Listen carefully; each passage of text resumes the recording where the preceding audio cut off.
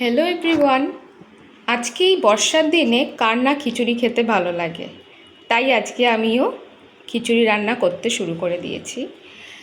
খিচুড়ি সবারই মোটামুটি জানা আছে, কিন্তু আমি একটু অন্য স্টাইলে খিচুড়িটা করব।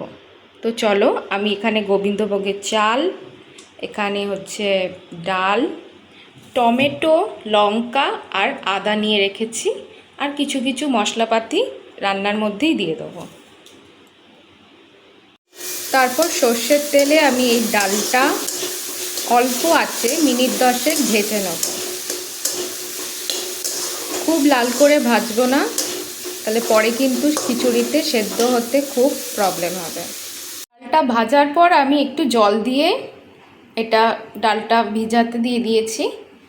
তারপর আমি এবার চালটা ভাজবো। এই রকম পদ্ধতিতে তোমরা খিচুড়ি করে দেখো, খুব খুব ভালো লাগবে, আর করে আমাকে কমেন্টে জানাবে কেমন হয়েছে। চালটা আমি ভেজে নিচ্ছি, গোবিন্দভোগের চাল।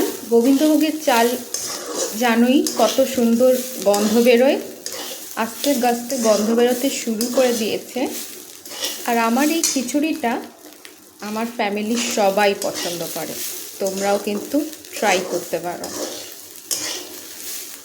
এবার আমি ভাজা হয়ে গেছে, এবার এটা আমি নামিয়ে দেব।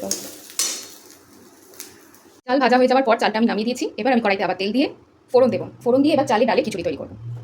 তেলটা এখনো গরম হয়নি, এরকমভাবে দেখে নেবে একবার তেলটা গরম হয়েছে কি। গরম হয়ে গেছে। আমি এখানে তেজপাতা, শুকনো লঙ্কা দেবো, একটু চিরবির করবে, কারণ আমি একটু জল দিয়ে ধুয়ে নিয়েছি। তারপর হচ্ছে গোটা জিরে দেবো। ওকে, ভুলে গেছি এলাচটা দিতে। শুকনো লঙ্কা দিয়ে দিয়েছি, দুটো এলাচ দিয়ে দিলাম, আর একটু গোটা জিরে দিয়ে দিলাম। আদা, টমেটো, কাঁচা লঙ্কা, শুকনো লঙ্কা আর তেজপাতা দিয়ে আর স্বাদ মতো নুন দিয়ে আমি কষাচ্ছি মশলাটা। তারপর আমি একটু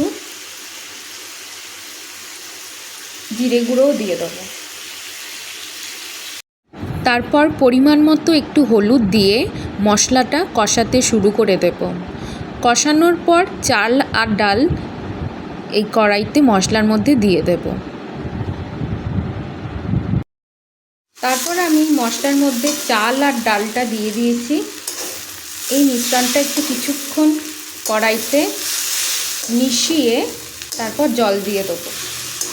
আর আমি কিছুটা অল্প স্বাদ মতো একটু চিনিও দিয়ে দিয়েছি, তোমরা চাইলে দিতেও পারো, নাও দিতে পারো। জল ঢেলে দিয়েছি, এবার আমি চাপা দিয়ে দেবো, আর মাঝে মাঝে অলমোস্ট ডান। এবারে আমি ঘি আর গরম মশলা দিয়ে নামিয়ে দেব।